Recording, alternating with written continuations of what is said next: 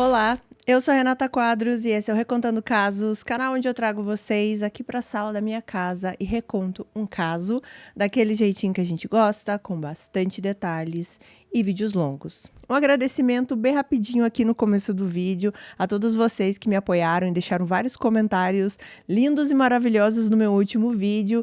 Vídeo esse que eu fiz a minha primeira publi, então muito obrigada por esse apoio. O caso de hoje envolve diretamente a internet. Porém, era mais o começo lá da internet. Quando a gente fala assim que tudo era mato, era mais ou menos por aí. Esse caso se passa nos anos de 1999, 2000. Então, era um território pouco explorado, a gente pode dizer, né? Muitas coisas eram novidade, ninguém imaginava como tudo isso ia transformar e até chegar onde a gente está hoje em dia. E já comenta aqui embaixo quem tinha internet nessa época, aqui no finalzinho dos anos 90. Qual era a experiência de vocês? Eu estava nessa época. É muito doido da gente pensar assim que tem muitas pessoas, né, principalmente a minha geração, que pegou a época que não tinha nada, pegou o início e pegou toda a evolução até os dias de hoje. Eu li que aqui no Brasil a abertura da internet comercial foi em 1995. Eu fui ter acesso mais ou menos ali em 1998, 99, mas era na casa das minhas amigas.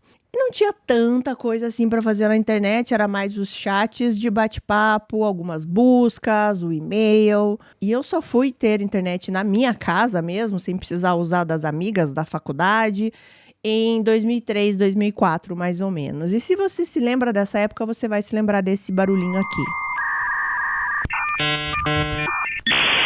E se você também é dessa época, você vai se lembrar que era impossível você usar a internet e usar o telefone ao mesmo tempo. Enfim, era tudo muito distante ainda do que a gente tem hoje em dia, das facilidades de hoje em dia. Mas o que é engraçado é que o que aconteceu nesse caso poderia tranquilamente acontecer nos dias de hoje. Na verdade, ainda acontece. Então, para vocês verem que por mais que a internet tenha evoluído, o ser humano parece que nem tanto. Mas enfim, vamos para o caso, porque se vocês deixarem, eu fico aqui relembrando coisas ao invés de recontar um caso para vocês. Só mais um aviso sobre o caso, é que ele tem pouquíssimas fotos, não tem uma variedade muito grande e as fotos que tem deste caso, elas têm uma qualidade péssima. Então eu já peço desculpas por isso, mas é o que temos para hoje, é com isso que a gente vai ter que trabalhar aqui. Então vamos para Odessa, no Missouri, no dia 11 de fevereiro de 2000. Uma mulher chamada Lynn, ela descobre o corpo sem vida do primo do marido dela. Sim, o caso já vai começar assim. O nome dele era Jerry Cassidy, de 39 anos. O Jerry, ele morava na mesma casa que a Lynn, porém ele morava em um apartamento que ficava no subsolo. Como se fosse ali o porão da casa, mas esse porão era um outro apartamento independente. Então ele morava lá. A Lynn e o marido dela, né, que inclusive era o primo do Jerry, eles já não tinham visto o Jerry ali na casa há alguns dias. Só que isso não era tão estranho, porque o Jerry, ele estava passando por um momento bem difícil da vida dele, ele andava bastante depressivo. Então ele gostava de ficar sozinho lá no apartamento, no subsolo, sem conversar com ninguém, pensando na vida. E é claro que a gente vai entrar aqui durante o vídeo o porquê, né, que o Jerry estava se sentindo assim. Os dias foram se passando e por mais que o Jerry estivesse nessa situação, às vezes ele subia para jantar com a família, para eles passarem ali um momento à mesa juntos. A família via ele saindo da casa, voltando. Por mais que o contato fosse pouco, eles viam o Jerry às vezes. E já fazia alguns dias aí que eles não viam. Então, a Lynn, ela resolveu descer, né, até esse apartamento que ficava no subsolo. Quando ela chegou no apartamento, ela abriu a porta e ela viu que o Jerry estava sentado na poltrona dele. Na verdade, essa poltrona estava virada de costas para a porta, então ela pôde ver a poltrona, né, a parte de trás da poltrona e um pedaço assim da cabeça do Jerry, como se ele estivesse meio que cochilando na poltrona. Ela chamou o nome do Jerry, o Jerry não respondeu, ela foi chegando cada vez mais perto dele e conforme ela ia chegando cada vez mais perto, ela foi sentindo um cheiro muito característico. Então foi quando ela chegou ali realmente perto, ela vai para frente ali do Jerry e ela percebe que ele estava sem vida. E o cenário aqui era de que o Jerry tinha tirado a própria vida. A família, é claro, ficou muito, muito chocada, né, com toda essa cena, principalmente a Lynn, que viu tudo isso, né? Eles chamaram a polícia e todo mundo que precisava ser chamado ali. E eles, apesar de saberem que o Jerry não estava bem, eles queriam entender o motivo, né? Eles não achavam que ele fosse chegar nesse ponto. Então, eles queriam uma explicação. A família, é claro, nessas horas, ela sempre quer uma explicação. E eles encontram essa explicação em uma pasta preta que estava embaixo da cama do Jerry. E dentro dessa pasta existia muita coisa que, é claro, eu também vou contar aqui no vídeo para vocês. Mas o que vocês precisam saber agora é que, dentre as várias coisas que existiam nessa pasta, existia uma carta de confissão do Jerry. Nessa carta, ele dizia que ele tinha tirado a vida de um homem, e o nome desse homem era Bruce Miller. A polícia vai atrás dessa informação e eles descobrem que realmente existia um Bruce Miller que tinha sido assassinado e o caso dele não tinha sido resolvido. Esse caso tinha acontecido 3 meses antes e também em outro estado, no estado do Michigan, mais de 1.000 quilômetros de distância ali do Missouri. E como tinha sido esse crime contra o Bruce Miller que estava sendo investigado? Esse crime aconteceu na noite de 8 de novembro de 1999. Só recapitulando que o Jerry foi encontrado sem vida em fevereiro de 2000, ou seja, então 3 meses aí de espaço de tempo. O Bruce, ele era um cara que amava mexer em carros. Ele poderia ficar o dia inteiro embaixo de um carro, mexendo nas peças, alterando, trocando, enfim, era o hobby dele, era a paixão dele. Inclusive, ele era proprietário de um ferro velho, então ele sempre tinha o que fazer. Ele estava trabalhando no ferro velho nessa noite de 8 de fevereiro de 1999, quando ele recebeu um telefonema da esposa dele, o nome dela é Cherie Miller, e ela dizia para o Bruce que depois que ele terminasse ali o trabalho, era para ele trazer uma pizza para casa para eles jantarem juntos. Então, assim que o Bruce desligou o telefone, aparentemente uma pessoa entrou no ferro velho, ele atira no Bruce e essa pessoa também leva $2.000 que o Bruce sempre levava consigo. A pessoa que fez isso fugiu e ela não deixou nenhum rastro para trás. Nada, nenhum fio de cabelo, nenhuma digital, nenhuma pegada, nada. A polícia não encontrou absolutamente nada. Por isso que esse caso ainda estava em andamento. Só que agora eles descobrem a quilômetros de distância esse homem que tirou a própria vida e deixou em uma pasta preta a confissão de que foi ele que tirou a vida do Bruce. Ele também disse nessa carta uma informação bem importante, que aquele crime foi encenado, ou seja, provavelmente ele foi feito para parecer um roubo, mas ele não era. O Jerry disse na carta que ele saiu ali do Missouri, foi para Michigan com o único propósito de tirar a vida do Bruce. Que doideira, né, gente? Qual é a relação aqui? Qual é a conexão desses dois homens?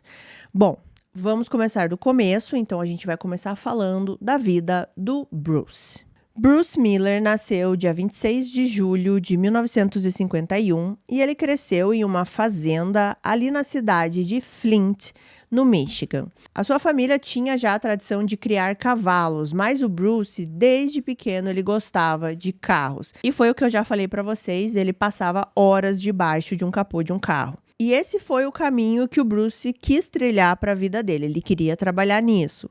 Então, logo depois que o Bruce terminou o ensino médio, ele foi trabalhar na General Motors, que era ali uma fábrica muito grande na cidade, assim, muitas pessoas da cidade trabalhavam lá, e ele era mais uma delas. Depois, um ano mais tarde, ele se casou com a namoradinha ali que ele tinha na escola.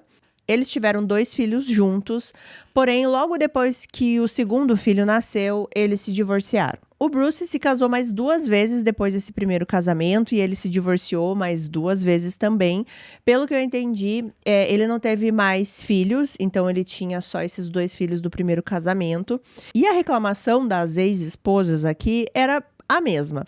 Não era que o Bruce traía ou que o Bruce, sei lá, saía festar, bebia ou era irresponsável nesse sentido. Mas era porque ele passava pouquíssimo tempo com a família, porque ele passava muito tempo com os carros. Então, isso acabava desgastando o casamento, porque as mulheres sempre achavam que ele tinha essa prioridade, né? Que a prioridade nunca era elas, e o casamento acabava. De resto, o Bruce é descrito por ser um cara muito tranquilo, muito fácil de lidar. Nunca ninguém tinha problemas com o Bruce.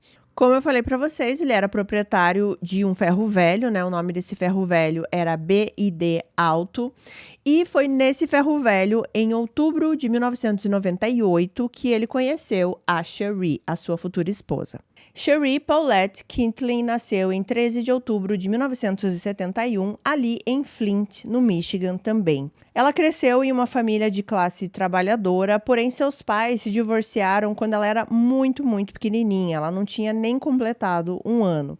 E a Cherie, ela teve pouco contato com o pai biológico e o contato com a mãe também não era dos melhores. A mãe da Cherie se casou novamente e é dito que o padrasto, né, abusava tanto da Cherie quanto dos seus irmãos. A Cherie, desde muito pequena, ela aprendeu a meio que criar ali um mundo paralelo para a vida dela, um mundo de fantasias, com as histórias que ela mesma criava, e era uma forma meio que de fugir ali dos abusos que ela sofria do padrasto, dessa distância com o pai, e dessa infância aí que ela teve que não foi adequada, né, para uma criança.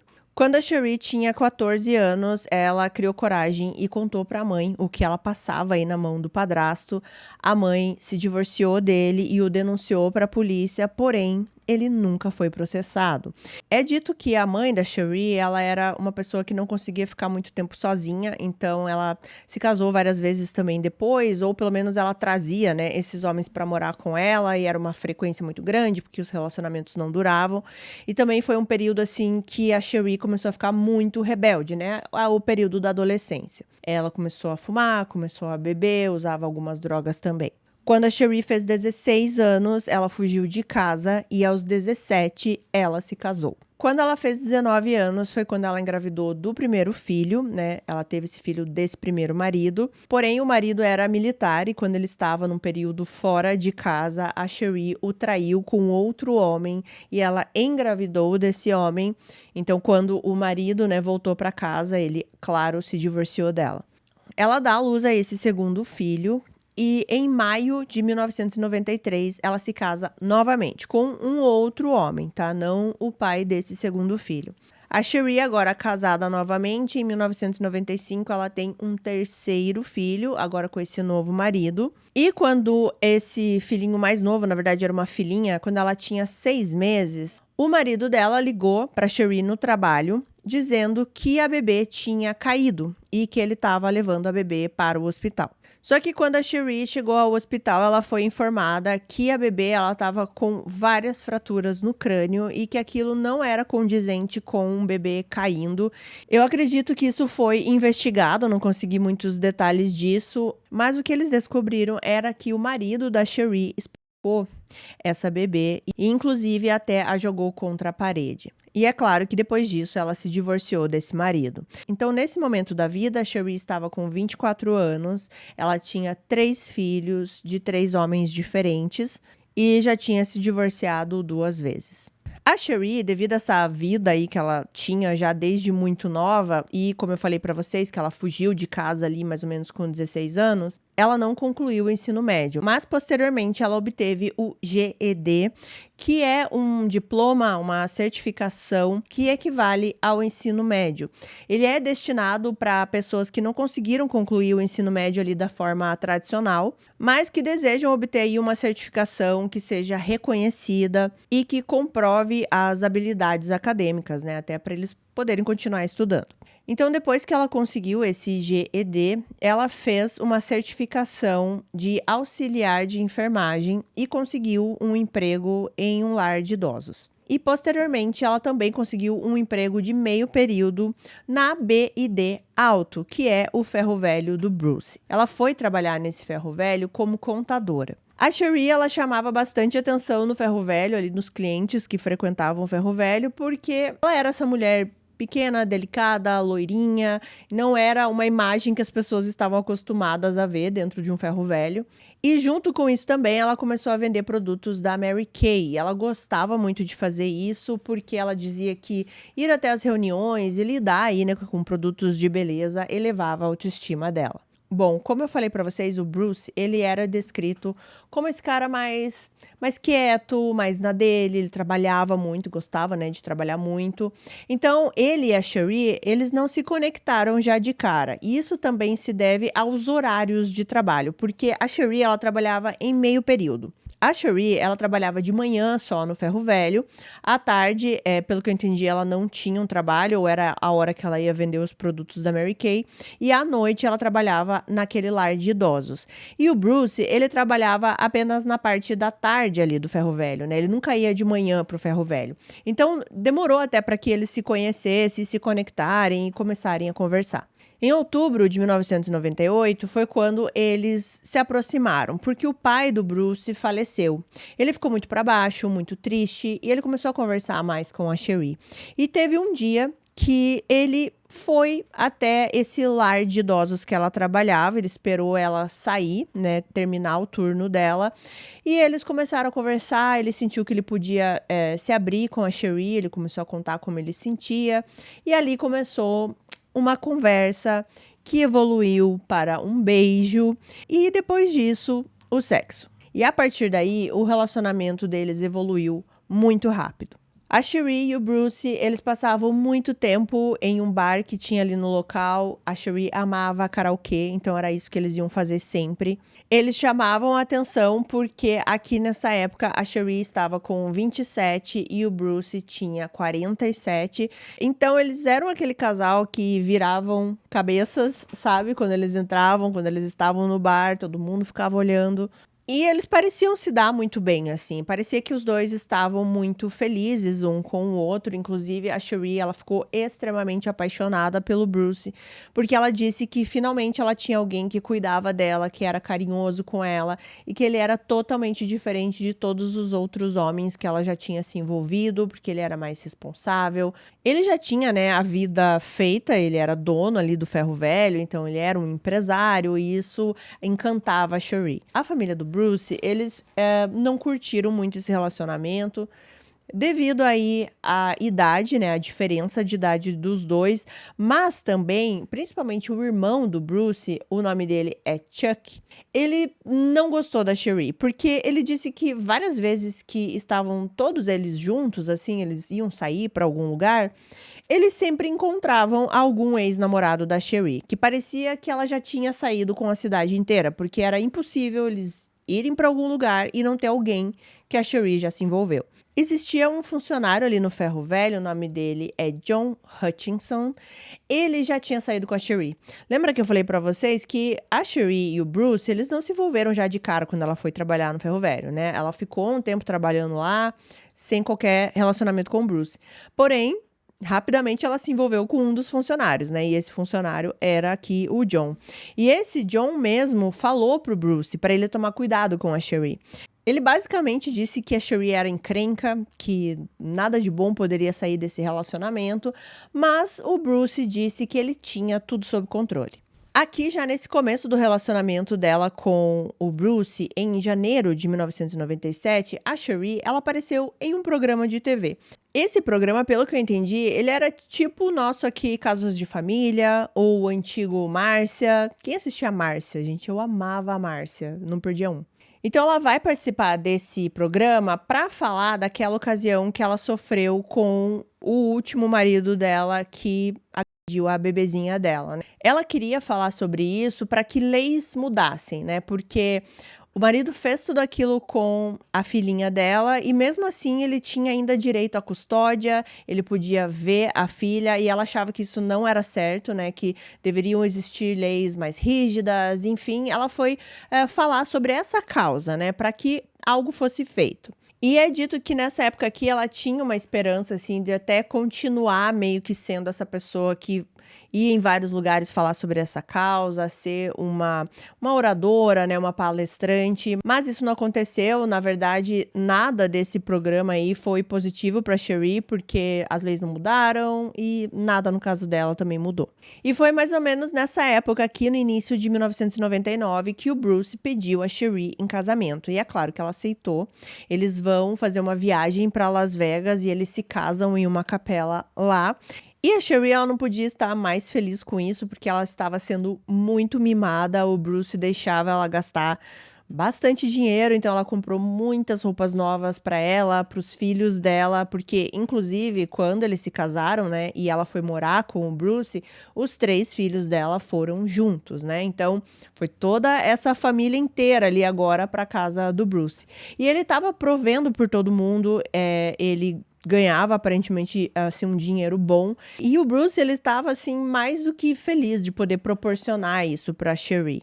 A Cherie também disse que pela primeira vez ela tinha uma relação estável emocionalmente e que ela tinha um marido que também amava muito os filhos dela, porque é dito que realmente o Bruce tratava os filhos como se fossem deles. Ele era um padrasto muito, muito bom para os filhos da Cherie e se tornou essa figura amorosa de um padrasto querido e que realmente assim fazia o papel que os pais desses filhos da Cherie nunca fizeram. E o Bruce, ele também apoiava muito a Cherie profissionalmente, né, em tudo que ela quisesse fazer na vida dela.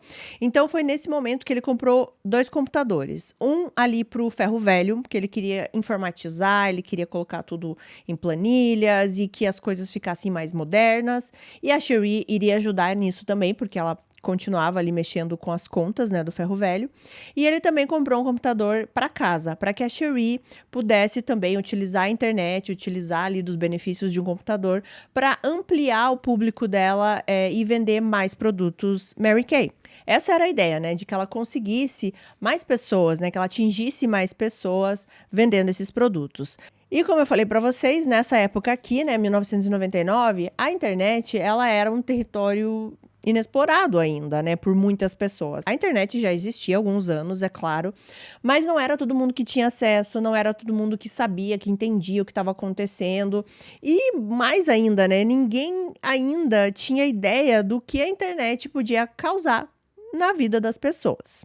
Então a Cherie, ela ficou muito interessada com isso realmente, né? Ela começou a mexer nos computadores, ela começou a entrar na internet, mas o que ela ficou mais interessada não foi em vender produtos Mary Kay, ampliar o público dela. Ela começou a ficar muito interessada nas salas de bate-papo. Quem aí entrou em sala de bate-papo? Eu entrei.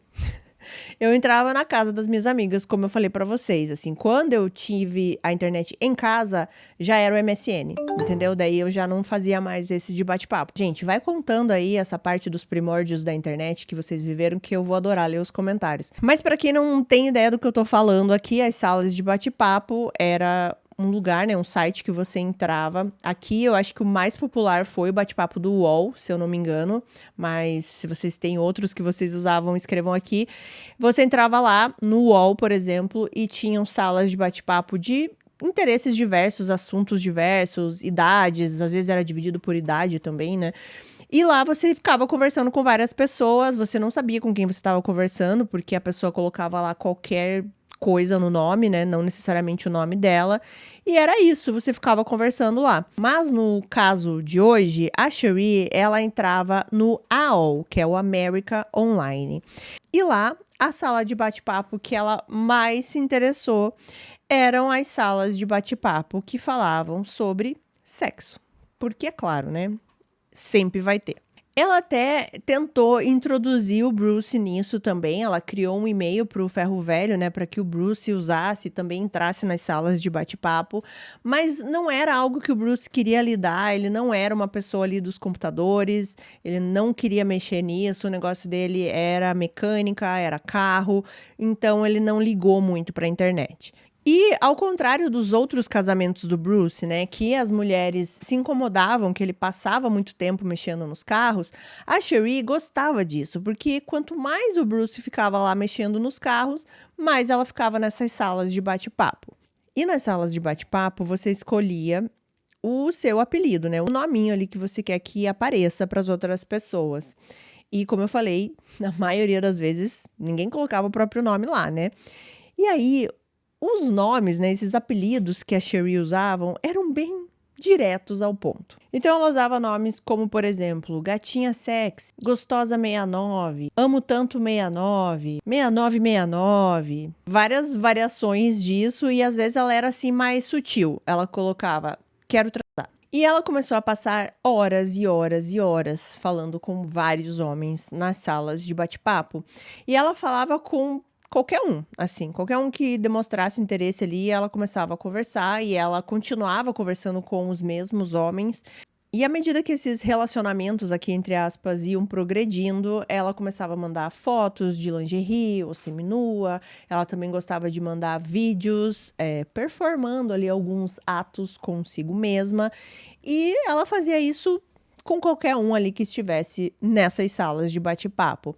Ela começou a criar meio que uma fantasia de uma vida paralela que ela tinha aqui, de que ela era essa mulher sedutora, atriz pornô, super rica, porque ela falava que ela tinha muito dinheiro, e isso lembra muito que eu já contei aqui pra vocês da adolescência dela, né, que ela gostava de criar histórias, criar fantasias, um mundo paralelo pra vida dela, porque ela queria fugir do que estava acontecendo na casa dela.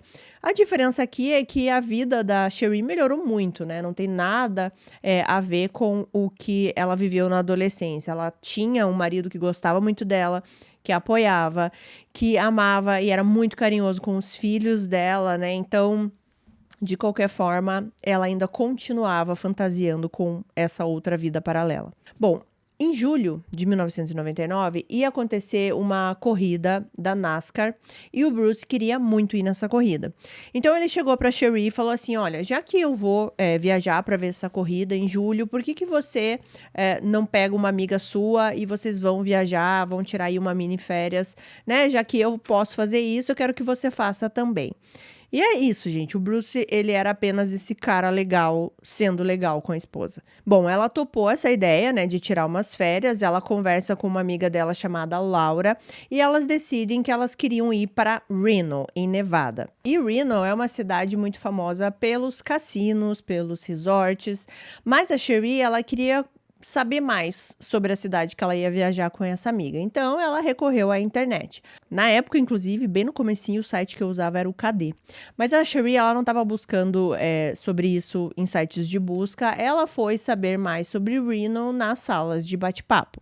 Então, a Cherie, ali mais ou menos em maio de 1999, ela entrou em uma sala de bate-papo e começa a conversar com um homem que ele usava o apelido de Reno Dude, que seria tipo assim, o cara de Reno. Esse cara que estava conversando com a Cherie era o Jerry Cassidy, que eu mencionei lá no começo do vídeo. Eles começaram a conversar ali primeiro sobre realmente a cidade de Reno, o que tinha para fazer lá, porque ele era de lá, mas essa conversa logo evoluiu para o assunto preferido da Cherie, o sexo. Então aqui vocês já estão vendo que as coisas começam a se conectar, né? A Cherie começou a conversar com o Jerry aqui nessa sala de bate-papo. O Jerry, que eu falei lá no começo do vídeo, foi encontrado sem vida, a pasta preta embaixo da cama. Então, vamos conhecer quem era o Jerry. Jerry Cassidy nasceu em Kansas City, no Missouri, em 6 de outubro de 1960. Ele era o mais novo de 4 meninos e a mãe disse que o Jerry, por ser esse menino mais novo, ele sempre foi muito competitivo com os irmãos mais velhos. Ele era muito motivado a fazer sempre as mesmas coisas que os irmãos mais velhos faziam. Ele foi para a faculdade, ele estudou criminologia e logo depois ele foi trabalhar como policial, né? Ele fez a academia de polícia e começou a trabalhar como policial. E logo que ele se tornou policial, ele deixou um bigode crescer, porque ele falava que era o bigode característico de um policial. E os amigos do Jerry falavam assim que mesmo com o bigode, não tirava a cara de bebê que ele tinha. Enquanto o Jerry trabalhava como policial, ele conheceu a sua esposa, a Bárbara. Eles se casam e eles tiveram um filho juntos. A Bárbara, ela já tinha 2 filhos de um casamento anterior, então agora eles eram essa família de 5 pessoas. O Jerry, inclusive, ele adorava muito crianças, então ele se deu muito bem com os 2 filhos que a Bárbara já tinha, e ele trabalhou também como técnico de futebol infantil ali da região. O Jerry subiu de carreira muito rapidamente, ele foi promovido a tenente e depois se tornou detetive da homicídios. E o Jerry estava numa fase muito boa da vida dele, ele tinha uma mulher que ele amava, uma família feliz, ele estava num trabalho que o realizava muito, mas as coisas começaram a piorar. E vai piorar, gente, de uma forma assim que não deveria piorar, né? Porque o que o Jerry vai fazer deveria ser aplaudido, porém não foi. Para resumir para vocês, o Jerry, ele começou a desconfiar que algumas coisas desonestas estavam acontecendo ali no departamento que ele trabalhava. Estava tendo uma investigação de homicídio e ele percebeu que algumas provas tinham sido adulteradas, inclusive ele sabia quem tinha adulterado essas evidências e ele reportou isso para os superiores. E o que aconteceu de tudo isso é que o Jerry, ele ficou mal visto ali no departamento como uma pessoa que acabava delatando os companheiros, né? Mesmo que esses companheiros estivessem fazendo algo extremamente errado. Ele chegou a testemunhar no julgamento dessas pessoas que estavam sendo investigadas e, inclusive, foi possível provar que sim, o Jerry estava certo, né? Essas pessoas tinham adulterado evidências. Mas isso não adiantou, porque o Jerry foi visto como um traidor. E essa investigação envolvia, né, um dos xerifes ali, dos chefões ali do departamento, né? Então o Jerry ele foi muito corajoso. Só que isso teve consequências, porque enquanto acontecia todo esse trâmite, essa investigação, esse xerife, ele não dava mais nenhum trabalho pro Jerry também, ele só dava as coisas bem básicas ou coisas muito ruins pro Jerry fazer, inclusive ele foi também rebaixado, e os colegas do Jerry, eles foram ameaçados também, assim, que se eles ficassem do lado do Jerry, se eles fossem de repente reclamar do que estava acontecendo, a mesma coisa aconteceria com eles. Então o Jerry, ele começou a ficar muito sozinho ali dentro do departamento, e foi ficando, assim, uma situação cada vez pior para ele trabalhar ali, e ele acabou se demitindo. Em outra fonte, diz que demitiram ele, que na verdade eles começaram a achar pequenas coisas para poder demitir o Jerry. Então, por exemplo, ele chegou 1 minuto atrasado hoje. Ontem ele chegou 2. Na semana seguinte, depois ele chegava 3 minutos atrasado. Ele já chegou atrasado 3 vezes. Então, vamos demitir o Jerry. Mas, de qualquer forma, ele saiu ali do departamento. E, inclusive, gente, antes, né, dele sair, não só ele recebia ameaças, como a família dele também. A Bárbara também recebeu ameaças, né, todo nesse sentido aí de que ele tinha delatado uma pessoa poderosa ali no departamento. E o Jerry, depois disso, ele nunca mais foi a mesma pessoa, porque o trabalho ali de policial significava muito para ele.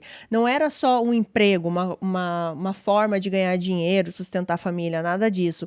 Ele tinha essa noção de que ele tinha um propósito maior na vida, né? Uma função ali muito importante de ajudar pessoas, de prender pessoas que fizeram crimes. Então, quando ele perdeu isso, ele meio que perdeu o sentido da vida dele. Porém, ele não podia ficar ali se lamentando durante muito tempo, ele tinha uma família para cuidar, ele precisava de um outro emprego. E aí ele foi trabalhar como segurança em um cassino ali em Kansas City. Só que foi muito difícil para ele, primeiro porque ele tinha que trabalhar à noite, ou seja, o único momento que a família toda estava em casa, ele tinha que sair para trabalhar.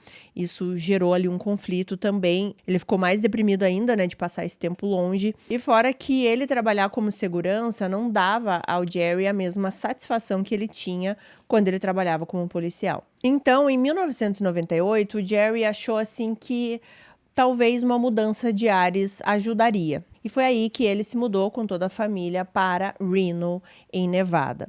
Lá ele foi trabalhar numa outra sede, né, do mesmo cassino que ele trabalhava em Kansas City. Lá ele foi trabalhar como segurança também, mas logo ele foi promovido ao croupier ali do cassino, né, que é aquele cara ali que fica dando as cartas, que fica fazendo os jogos na mesa. Só que mesmo sendo promovido, as coisas não melhoraram muito para ele, na verdade só piorou, porque esse ambiente do cassino fez com que o Jerry começasse a beber muito, a fumar, ele chegava muito além do horário em casa, né? Isso também começou a estressar, obviamente, a família.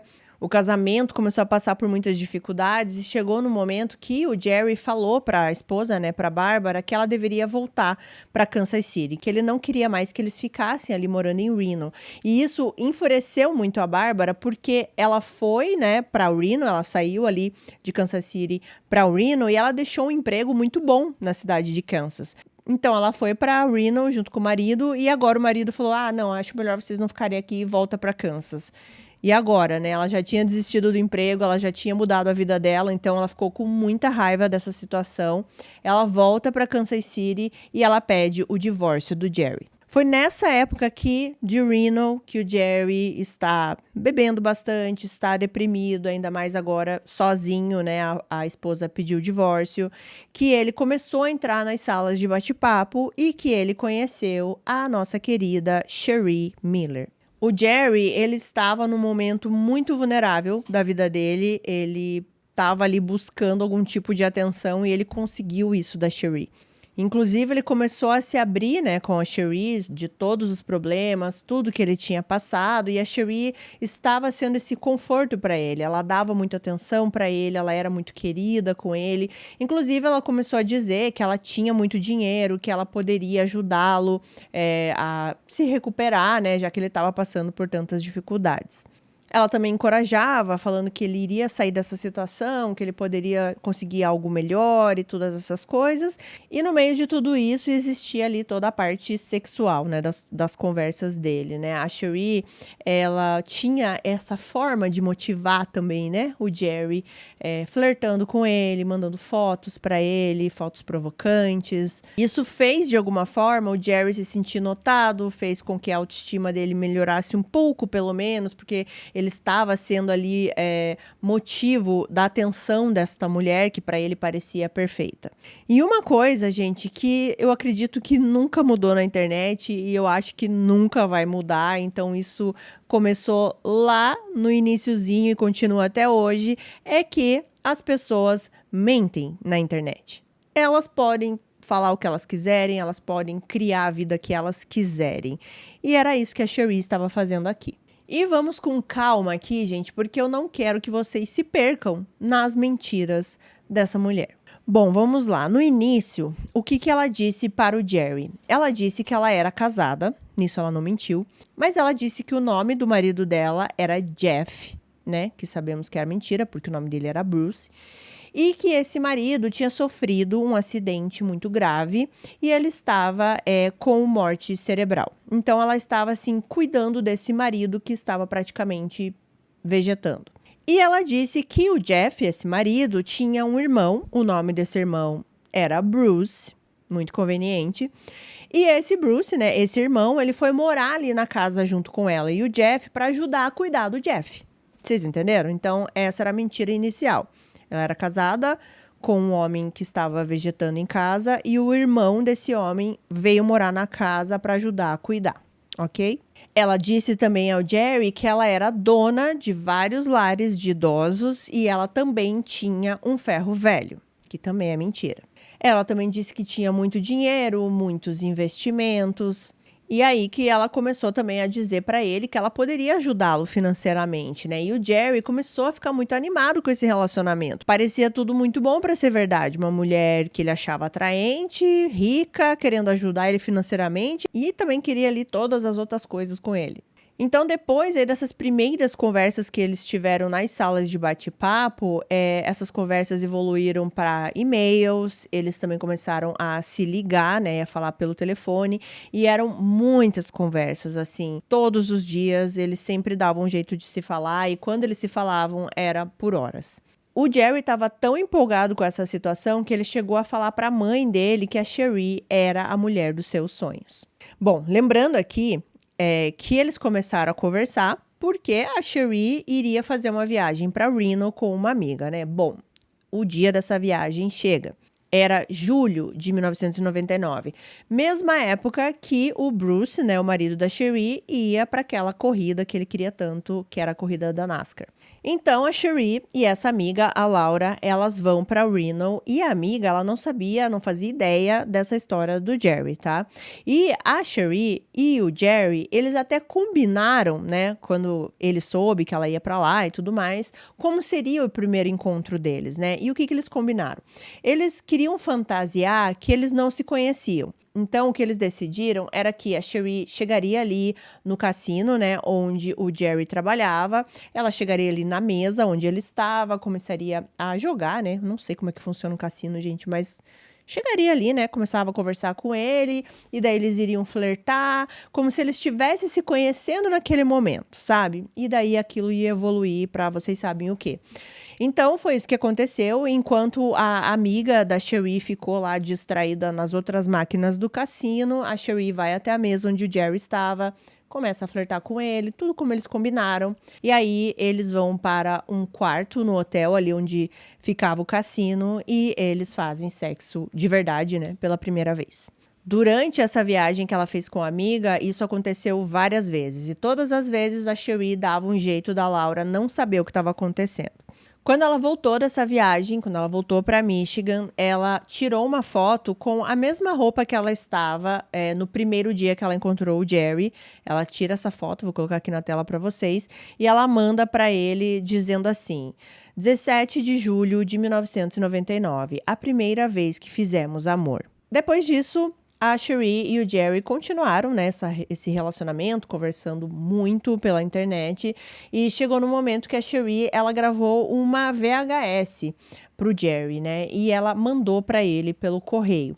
Nessas imagens, vocês já devem imaginar, né? Eram imagens da Cherie se masturbando. O Jerry amou essa fita, né? Inclusive, o título da fita, traduzindo aqui para vocês, era Apenas para os Olhos de Jerry. Era uma fita de 10 minutos mais ou menos e o Jerry assistiu várias e várias e várias vezes.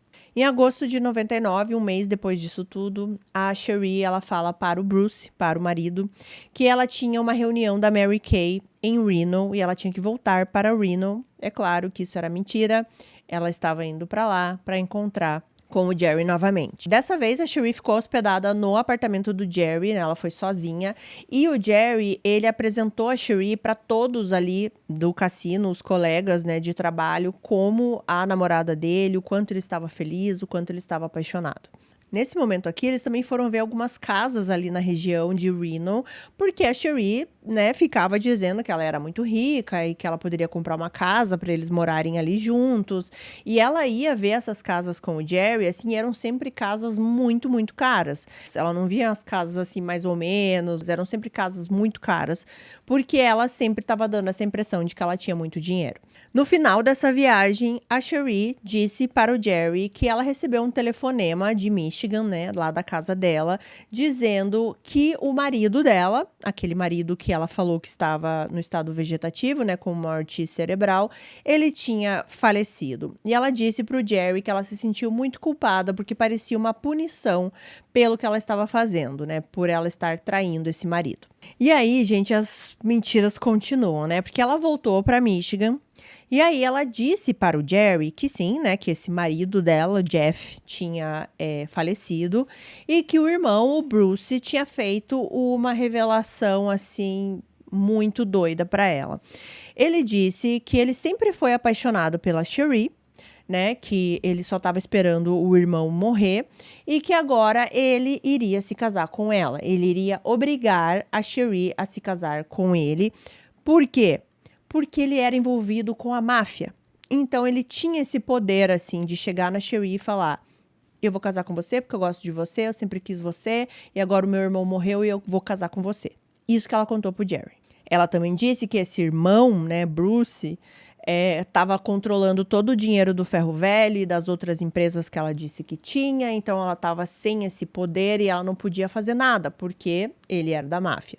E um parênteses aqui, né, gente? Quando eu tava fazendo esse roteiro, assim, eu pensei em contar a história pra vocês e falar só no final que ela estava mentindo. Mas como, né, gente? Porque essas mentiras dela, gente, assim, pra mim é tão absurda, assim, de alguém acreditar, que eu acho que eu iria ficar falando aqui, e desde o começo vocês já iam falar, ah, ela tá mentindo, que isso daí não pode acontecer. E eu acho engraçado que sempre quando acontecem esses casos, assim, que alguém vai inventar uma mentira muito louca, eles sempre colocam a máfia no meio, né? Porque parece que é meio que aquela coisa assim, é tão absurdo, mas se você pôr a máfia no meio, as pessoas vão acreditar, porque todo mundo tem medo da máfia. E são mentiras tão doidas, assim, de alguém acreditar, que só realmente uma pessoa que está cega, apaixonada, pra acreditar, né? E era o que estava acontecendo com o Jerry, porque ele acreditou em toda essa história que a Sheree contou pra ele. Ele, inclusive, ficou, claro, muito chateado, né, de saber que a mulher da vida dele estava se casando com outro homem agora, mas ao mesmo tempo ele se sentia naquela posição que ele precisava salvar a Sheree. E a comunicação dos dois, né, da Sheree e do Jerry, nunca parou, assim, eles continuaram mandando muitos e-mails, era algo insano, assim, a quantidade de mensagens que eles trocavam, e os dois pareciam estar muito apaixonados. Em algumas fontes que eu pesquisei, inclusive, as pessoas falam que acreditam que a Sheree estava também apaixonada pelo Jerry, pelas coisas que ela dizia. Ela colocava, por exemplo, lá no apelido, ela colocava assim, traduzindo para vocês, a boba do Jerry. E ele colocava o bobo da Sheree, sabe? Então era aquela coisinha assim de apaixonados de adolescência e tudo mais. Eu não sei se eu acredito exatamente que ela estava tão apaixonada assim, mas enfim, não tem como saber, né? Então deixo para avaliação aí de vocês. E a Sheree, ela continuou indo algumas vezes para Reno, sempre com a desculpa de que era uma reunião da Mary Kay. E quando ela fazia isso, se vocês se lembram, a Sheree tem 3 filhos, né? E os 3 filhos, quando ela fazia essas viagens, ela deixava sob os cuidados do irmão do Bruce verdadeiro, tá? Do Bruce, marido dela. Esse irmão do Bruce chamava Chuck, né? Como eu já falei aqui. Ele que ficava cuidando das crianças junto com a esposa. E o Chuck, ele começou a desconfiar. Ele começou a achar assim, é muito estranho essas viagens o tempo inteiro aí. Eu tô achando que ela deve ter um caso ou alguma coisa do tipo. Ele já não gostava muito da Sheree no começo, né? E ele chegou a falar isso pro Bruce. E o Bruce, ele era essa pessoa que não falava muito sobre os sentimentos, sobre o que estava incomodando ou se ele desconfiava de algo. Então essa conversa não foi pra frente. E sempre quero lembrar aqui pra vocês, gente, que era o começo da internet. Então as pessoas, elas não imaginavam que essas coisas poderiam acontecer, sabe? Assim, de alguém começar um relacionamento na internet e isso virar uma traição. Hoje em dia é uma coisa que a gente já sabe, né? Que acontece o tempo inteiro. Mas na época não era algo que passava muito pela cabeça das pessoas. Então eles nunca desconfiavam da internet em si. E o Bruce, ele não era esse cara do computador, como eu já falei pra vocês, né? Então, ele não desconfiava nada da internet, ele achava que as horas que a esposa estava na internet estavam fazendo coisas da Mary Kay, estava fazendo a contabilidade do ferro velho. Inclusive, eu acho que ele deveria acreditar que essas viagens eram de verdade, porque ela devia estar trabalhando muito ali no computador, né? Bom, em uma dessas vezes que a Sheree foi para Reno, ela chegou para o Jerry e disse que estava grávida. E o Jerry ficou muito feliz com isso. Ele amava crianças, como eu já falei, né? Então, ele amou que a Sheree estava grávida e que agora ele poderia ter uma vida com ela, criar esse filho e ser feliz para sempre. Ele teve essa sensação de que a vida dele, né, que estava péssima, estava indo por água abaixo e essa mulher chegou para transformar tudo e para viver uma vida feliz. O que seria lindo se fosse verdade, né? Se essa mulher fosse uma pessoa boa, mas não é. Infelizmente, a Sheree era péssima. Quando a Sheree volta dessa viagem para Reno, né, que ela contou da gravidez pro Jerry, quando ela chega na casa dela, ela entra em contato com o Jerry novamente, alguns dias depois, e ela diz que ela perdeu o bebê. Na verdade, ela disse o seguinte, que o Bruce descobriu da gravidez, descobriu a traição, e ele bateu muito nela. Ele espancou muito a Sheree, e inclusive ele também a no deck da piscina da casa. Ela dava exatamente esses detalhes e por causa de tudo isso ela perdeu o bebê. O Jerry ficou devastado com essa notícia, né, de que ele tinha perdido o seu filho, né, que ele achava que existia. E por outro lado também ele ficou com muita raiva e ele disse para Sheree que era para ela fugir da casa, para ela vir morar com ele, que eles iam dar um jeito de conseguir construir algo juntos, mas que ela não sofresse mais na mão do Bruce. Só que a Cherie falava que ela tinha muito medo de ir embora, que o Bruce controlava todo o dinheiro que ela tinha e que ele tinha essa conexão com a máfia, então ela sabia que ele poderia encontrar a Cherie em qualquer lugar. E é claro que, só para ficar claro, essa gravidez nunca existiu. Ela mentiu pro Jerry que estava grávida, assim como também nunca existiu essa cena de violência pavorosa que eu descrevi aqui para vocês do Bruce contra ela. E, inclusive, a Cherie nem poderia engravidar porque em 95 ela tinha feito laqueadura. Bom, a situação do Jerry aqui só piorava, ele continuava bebendo muito e ele, inclusive, foi preso.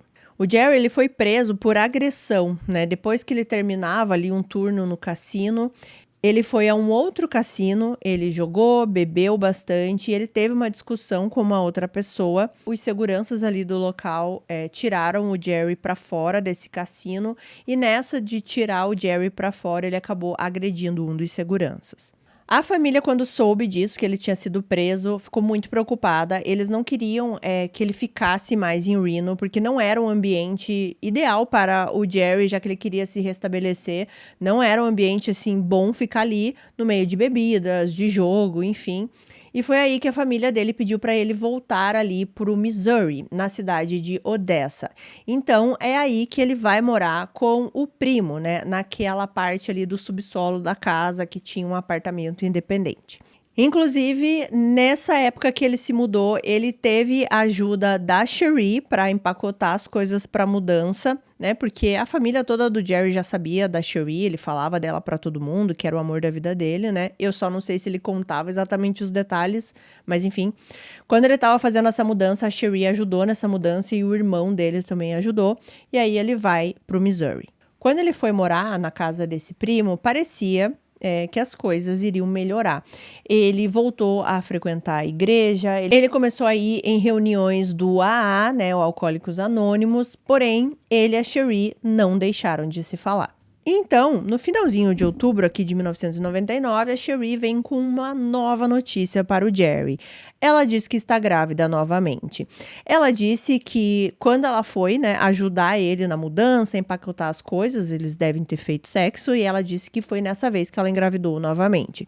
O Jerry, ele até achou isso um pouco estranho, porque o primeiro bebê, digamos, que ela perdeu, né, que é entre aspas aqui, isso tudo aconteceu ali no finalzinho de setembro, começo de outubro.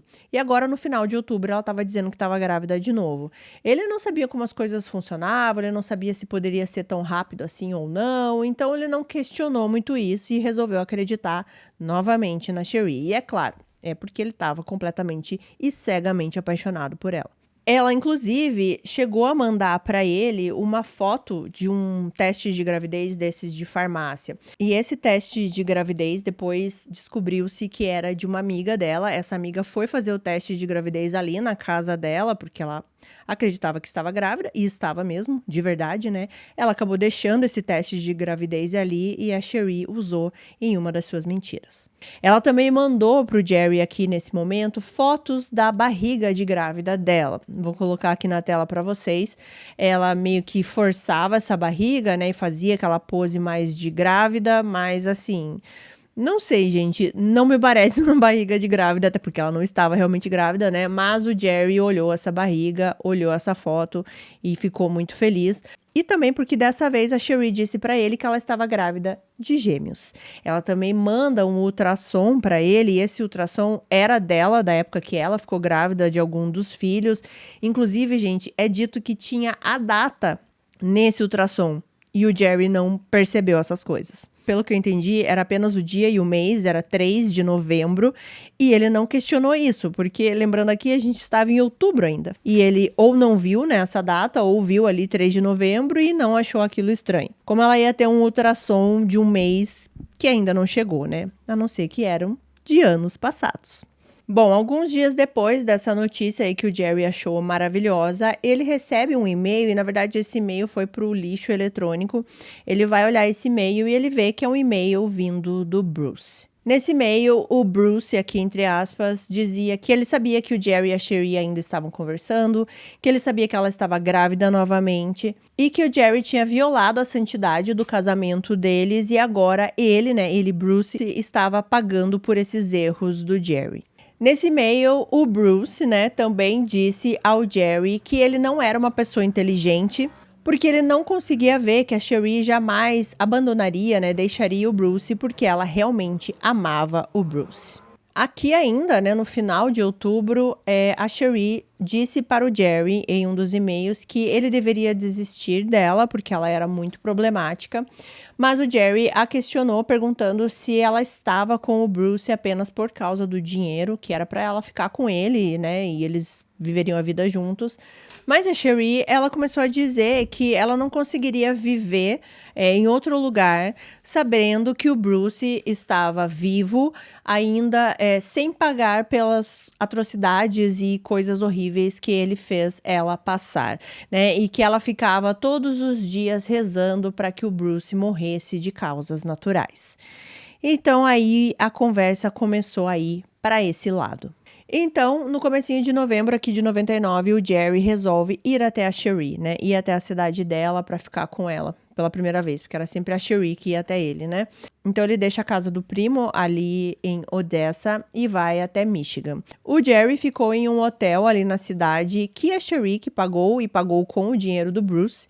Ela também apresentou os filhos dela para o Jerry e assim, gente, eu não descobri o que ela falou para os filhos, como foi isso, mas o Jerry conheceu os filhos da Cherie e a audácia dessa mulher, gente, porque ela chegou a mostrar o ferro velho para o Jerry quando ele foi até lá. O ferro velho que era do marido dela, que não tinha ideia de que isso estava acontecendo. E também, se a gente for pensar, eu acho que aí também tem um interesse e vocês já vão entender por quê. Quando o Jerry voltou para a casa dele, né, que agora ele estava morando ali na casa do primo, ele recebeu um outro e-mail do Bruce, entre aspas. Nesse e-mail, o Bruce dizia o seguinte: que Cherie estava engordando com 2 bastardos na barriga e que Cherie havia decidido que não queria o excesso de peso da gravidez e ia fazer um aborto. Nesse e-mail também, o Bruce, entre aspas, eu sempre tenho que falar aqui para vocês não se perderem, né? Ele xingou a Cherie de alguns nomes e ele também disse que ele não queria aquelas coisas dentro dela. O Bruce também repreendeu o Jerry por fazer sexo desprotegido com a Cherie. E com isso ele estava arriscando com que a Cherie se transformasse em uma herpes infectada com 2 bastardos dentro dela. Ou seja, gente, só para ficar claro, nada disso foi o Bruce que escreveu, tá? Tudo isso é a própria Cherie que está mandando para o Jerry. O Jerry ficou preocupado com isso, ele manda um e-mail para a Cherie tentando conversar com ela e ele recebe uma resposta dela dizendo que ela iria ficar alguns dias fora e que depois ela entrava em contato. No dia seguinte, já o Jerry recebe um outro e-mail do Bruce falando que o aborto tinha sido feito com sucesso. E o Bruce agradecia ao Jerry por ter feito o relacionamento com a esposa dele melhor. Só que a Cherie, ela entra em contato com o Jerry, aí sendo a Cherie mesmo, né, falando que, na verdade, não foi um aborto que aconteceu. Na verdade, ela contou para o Jerry que o Bruce, ele chamou vários capangas dele e que eles levaram a Cherie para uma cabana, lá eles espancaram severamente a Cherie e depois fizeram um estupro coletivo. E por causa disso, ela perdeu o bebê. E de novo aqui, gente, um parênteses. A imaginação dessa mulher é muito doentia, porque quem que vai ficar imaginando e contando histórias tão terríveis, assim, acontecendo com você mesma? Quem faz isso, gente? Olha a cabeça dessa mulher. Você fantasiar a sua vida, né? Fantasiar sem prejudicar ninguém, eu digo, né? Mas você fantasiar a sua vida, assim, eu me imagino em tal lugar maravilhoso, viajando, com muito dinheiro, vou comprar isso, vou comprar aquilo, vou fazer bem para as pessoas, eu quero fazer isso. Maravilha! Agora você ficar imaginando você passando por situações tão terríveis quanto essas, assim, me assusta muito. Quando ela conta isso pro Jerry, ela também envia outras fotos para o Jerry. E essas fotos eram meio que da barriga dela, e eu acho que tinha aqui dessa parte dos ombros, né, do peito também, cheio de hematomas. E o Jerry, ele fica alucinado com muita raiva. Só que essas fotos também eram falsas. Todos esses hematomas que ela tinha no corpo eram feitos com maquiagem, inclusive as maquiagens que ela vendia da Mary Kay. Então, quando ele recebe essas fotos, para o Jerry foi assim, a gota d'água. Ele tinha que fazer alguma coisa, ele tinha que tirar a Cherie desse ambiente terrível que ela estava vivendo, com todas essas agressões. Ele precisava, de alguma forma, salvar a sua donzela. E ele chega a dizer para Cherie que a única solução seria se o Bruce morresse. E a Cherie, ela dava gás nessa conversa, sabe? Ela continuava falando, eu estou com muito medo, eu não sei o que fazer, eu posso sofrer tudo isso de novo. Ela falava, né? Ela questionava o Jerry, será que você consegue fazer isso? Você faria isso por mim? Todas essas perguntas que ficavam instigando ali o Jerry. E a gente tem que lembrar aqui que, além de toda essa história aqui que o Jerry acha que é verdade, né? Dele já ter perdido agora 3 filhos por causa da violência desse marido da Cherie, ele era um policial e ele amava ser policial. Então ele tem isso dentro dele, né? De salvar as pessoas, de fazer com que as pessoas saiam do perigo, de prender pessoas que estão no crime, pessoas que estão fazendo algo de errado. Então eu acho que tudo isso ali meio que se misturou dentro do Jerry. E o Bruce, coitado, o Bruce verdadeiro, né, marido da Cherie aqui, ele não tinha ideia de que tudo isso estava acontecendo. Ele não fazia a menor ideia de todas essas mentiras envolvendo o nome dele. Então, depois de tudo isso, dessas conversas, dos hematomas e tudo mais, o Jerry e a Cherie, eles começam a realmente criar um plano para tirar a vida do Bruce. Eles começam a planejar que eles queriam que parecesse um roubo. A Cherie, inclusive, fala que o Bruce sempre levava $2.000 com ele no bolso, na carteira. Então, que o Jerry deveria levar essa quantidade de dinheiro para parecer que era um roubo. O Jerry, ele também fala que, por causa da experiência dele na polícia, ele sabia exatamente o que ele não podia fazer numa cena de crime e o que ele tinha que limpar nessa cena de crime. Ele também começa a perguntar por onde que é melhor entrar no ferro velho. Por isso que eu falei pra vocês que talvez ela mostrar o ferro velho pro Jerry quando ele foi lá, talvez tivesse essa segunda intenção dele ver como era o local, dele já começar a tentar imaginar como ele faria para tirar a vida do Bruce. O Jerry disse que atacaria o Bruce dentro ali da sala, digamos assim, que ele ficava no ferro velho, porque abafaria o som do tiro.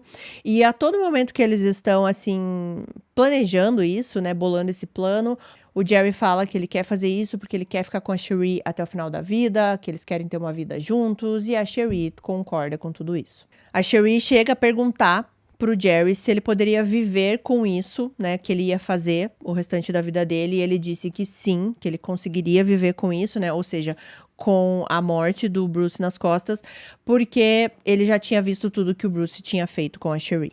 O Jerry, depois de planejar tudo isso com a Cherie, ele fala para um dos irmãos dele que se algo acontecesse com ele nos próximos dias, que era para ele pegar uma pasta preta que estava debaixo da cama dele. O irmão não entendeu muito isso aqui no momento e não questionou muita coisa. Então, no dia 8 de novembro de 99, foi quando eles deram início a esse plano. O Jerry sai ali de Odessa, né, e vai em direção a Flint. E eles tinham combinado que quando ele chegasse ali no ponto onde eles tinham combinado, né, que ele iria chegar, que era meio que um ponto de descanso, que eu acredito que deveria ser um motel, alguma coisa assim. Ele iria ligar para o celular da Cherie, mas era só ligar para deixar tocar uma vez. Eles não iriam conversar, né? Eles não iriam atender essa ligação. Era só para avisar que o Jerry tinha chegado. Inclusive, a Cherie, ela tinha dado um celular pro Jerry, né, para eles poderem fazer essa comunicação. Quando era no início ali das 6 horas da noite, a Cherie liga pro Bruce no ferro velho, só para ter a certeza de que ele estava sozinho lá. Quando ela tem essa certeza, ela também faz essa ligação de um toque apenas, né, o que a gente chama de dar um toquinho. Ela dá um toque só no celular que ela tinha dado para o Jerry, e esse era o sinal de que o Bruce estava sozinho no ferro velho. Passam-se alguns minutos, que era o tempo que o Jerry levaria até chegar o ferro velho.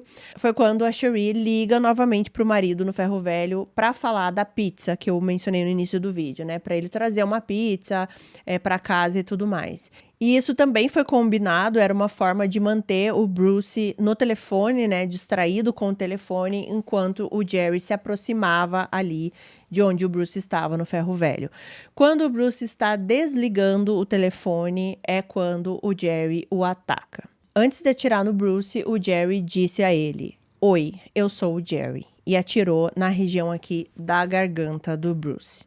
Depois disso, ele pega a carteira, né, do Bruce com o dinheiro, limpa as evidências que ele acreditava que pudesse entregá-lo, né, à polícia e foge. Depois, ele liga novamente para o celular da Cherie e deixa tocar uma vez só, que era o combinado também para dizer que o trabalho estava feito. Depois disso, foi a vez da Cherie, né, no plano. Ela liga pro irmão do Bruce, o Chuck, falando que o Bruce não tinha voltado para casa, que ela estava preocupada e que era para ele ver o que estava acontecendo, né? Era uma forma de outra pessoa encontrar o Bruce, né? Ela não queria ela fazer esse papel. Então vai o irmão do Bruce e a esposa dele até o ferro velho e foi quando eles encontram o corpo do Bruce. A polícia é chamada e a polícia também foi até a casa da Cherie para informar que o marido dela estava morto e que ele tinha sido assassinado. A Cherie recebeu essa notícia com muito espanto e ela ficou histérica, ela chorava muito e gritava muito.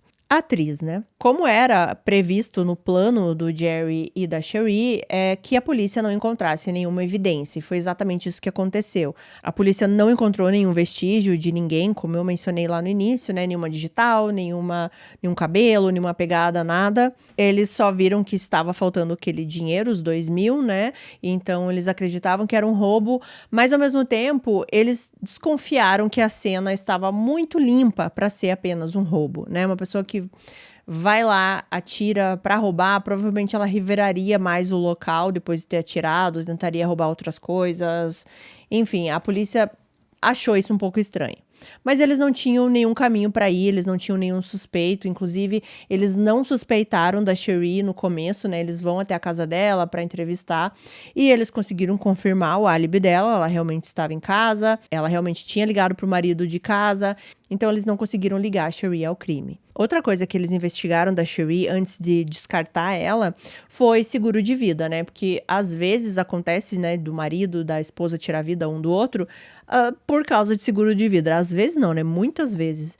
Só que aqui no caso, ele não tinha uma quantidade grande de dinheiro, a Cherie não herdaria um valor muito alto, assim, que desse essa desconfiança. Na verdade, a maior parte do dinheiro do Bruce foi para os filhos dele, aqueles 2 filhos que ele teve do primeiro casamento, né? Já eram filhos adultos. E o que ficava para Cherie era só o ferro velho e uma quantia ali de $48 mil. Inclusive, quando eles questionaram a Cherie se ela sabia de alguém que pudesse querer fazer isso com o Bruce, ela apontou o dedo para o John. Caso vocês não lembrem quem é o John. O John era aquele funcionário do ferro velho que já tinha saído com a Cherie anteriormente. Ela disse que acreditava que pudesse ser o John porque o John devia dinheiro ao Bruce. E eles já tinham, assim, brigado por esse motivo. E o John, ele também estava envolvido aí em alguma coisa acerca de carros, ele trocava, pelo que eu entendi, o número do chassi dos carros que já tinham sofrido acidente, ele colocava um número de carros que não tinham sofrido acidente, alguma coisa nesse tipo, então a polícia ficou de olho nele. Bom, o Bruce, ele foi velado e tiveram que colocar uma jaqueta de gola bem alta para não aparecer o ferimento do tiro. E, inclusive, no enterro do Bruce, esse John, né, o funcionário, ele apareceu, porque ele era amigo do Bruce, e a Cherie fez um escândalo porque ele estava lá, inclusive ela começou a acusá-lo ali no velório mesmo, falando que tinha sido ele que tinha tirado a vida do Bruce, e as pessoas que estavam ali recomendaram pro John para ele se retirar, e foi isso que ele fez. Mas depois que esses trâmites aí, né, do funeral, enterro aconteceram, a Cherie voltou, né, para casa, agora a casa somente dela e dos filhos dela, né? E ela começou a redecorar toda a casa. Ela tirou tudo que lembrava o Bruce, fotos e coisas de decoração que eram característicos a ele, e começou a colocar todas as coisas novas que ela gostava. Ela gastou já logo de cara $23 mil nessa reforma. E as pessoas começaram a perceber que ela parecia já muito feliz com toda essa situação, né? Mesmo perdendo o marido de uma forma tão violenta. Ela começou a ir em uma pista de boliche que tinha ali no local, ela era frequentemente vista lá. Nessa pista também tinha um karaokê, ela adorava karaokê, então ela sempre estava por lá. E algumas pessoas começaram a ver que ela estava flertando com outros homens. Especialmente um homem, gente, que se chama Jeff. Engraçado, né? Justamente o nome que ela disse que era do marido que estava com morte cerebral dela, né, o Jeff. Agora ela tem um Jeff de verdade aqui na vida dela. Ela começou a conversar com esse cara nessa pista de boliche, uma coisa levou a outra e ela já levou esse cara para casa dela. Esse Jeff começou a ir frequentemente na casa da Sheree, né? E algumas pessoas começaram a ver isso, que o cara estava praticamente morando lá. E uma dessas pessoas foi a esposa do irmão do Bruce, a esposa do Chuck. Ela falou pra Sheree que achava que não era uma boa ela já começar um relacionamento, já trazer homens pra casa. E a Sheree respondeu que ela apenas queria alguém para transar. Inclusive, essa esposa, né, do Chuck falou então que ela ajudaria com esse problema da Sheree, já que ela tava com esse fogo todo, e ela até trocou as pilhas do vibrador da Sheree, para que a Sheree não saísse com outros homens. Isso eu achei assim, gente. Bom, ela tá tentando ajudar de alguma forma, né? Bom, a Sheree e o Jerry, né, eles combinaram de não se falar muito logo depois do crime, né? Mas depois de um tempo eles voltaram a se falar e eles tiveram aí uma longa conversa. Essa longa conversa era tipo que os dois iam ficar juntos, que eles poderiam suportar qualquer coisa, que eles iam passar por essa fase. Só que o que começou a acontecer foi que a Sheree parou de falar tanto assim com o Jerry. Então a gente chega aqui no finalzinho de 99, em dezembro já, e o Jerry tá começando a ficar um pouco preocupado, porque antes ele falava com a Sheree todos os dias, vários momentos do dia, e agora eles pouco se falavam assim durante a semana. Então, num ato de desespero, o Jerry resolve ir até a casa da Sheree no Michigan. E quando ele chega na cidade, ele vai até a casa da Sheree. Eu não sei como exatamente ele sabia a casa da Sheree, porque quando ele tinha ido para a cidade anteriormente, a Sheree não mostrou a casa dela para ele.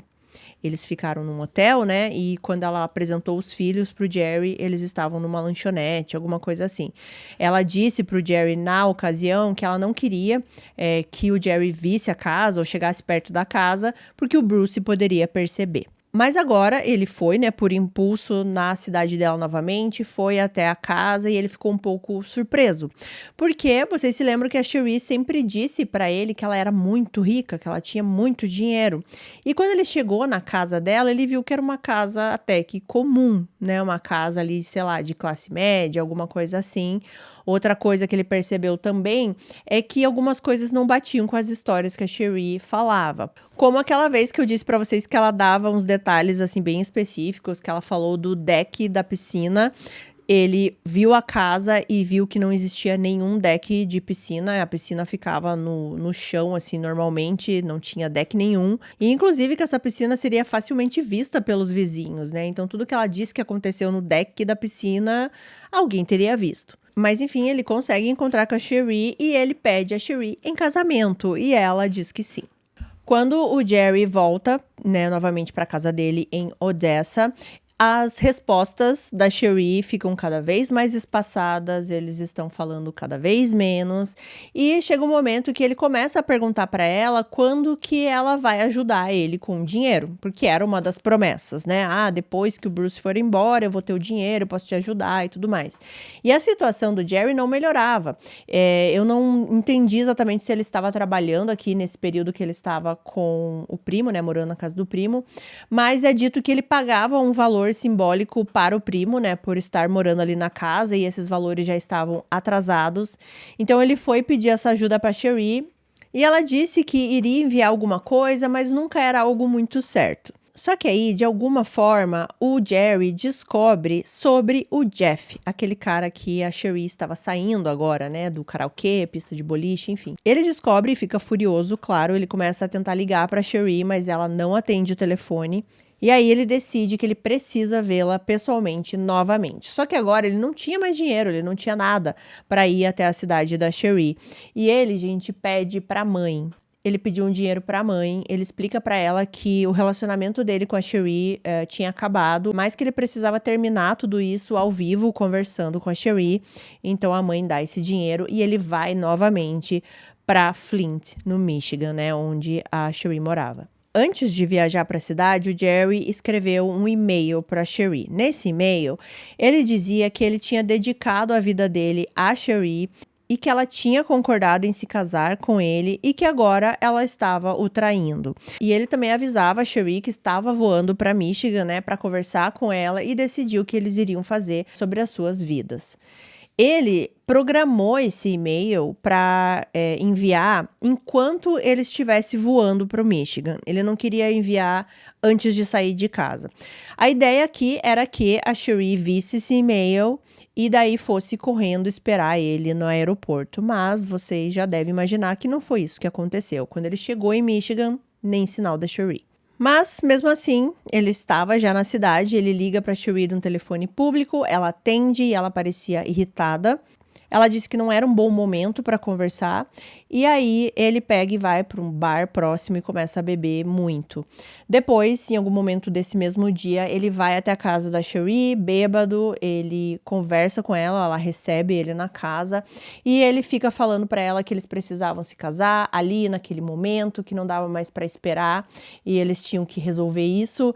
E a Sheree, ela disse que ela não podia simplesmente largar tudo ali na cidade para se casar com ele. Então o Jerry disse assim, bom, então tá, já que eu tô aqui, vamos fazer sexo.